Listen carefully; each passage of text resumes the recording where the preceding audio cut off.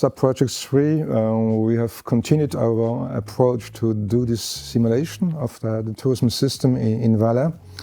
And we have gone to a different stage now where we have tried also to validate what we have done. Because the first approach we have taken was a little bit more complex and difficult to validate. And at the moment we have used the overnights of hotels to be able to have data, to be able to validate our approach, and which will help us to check different scenarios which can impact tourism flows in Valais. And that's what we are going to do in the next few months.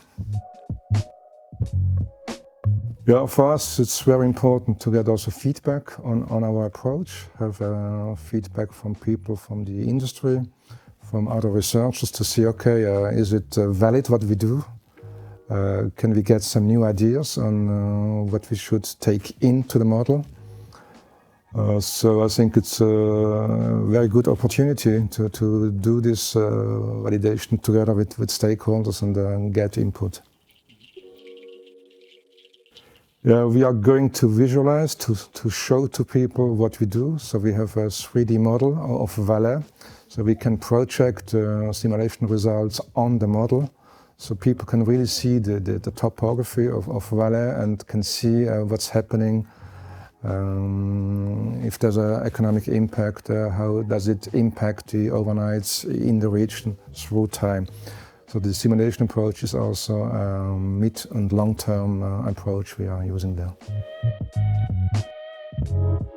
Yeah, I think it's a question of communication, because the simulation is quite a complex theoretical approach, and if you can show what's really happening on the field, and people can understand, and then can also then think about, okay, what does it mean to me? What does it mean to our organization? What does it mean to our region? I think it's really about communication and being able also to interact.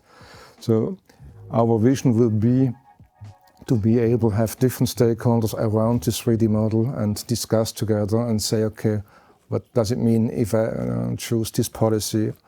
What's the impact of this policy on the tourism evolution?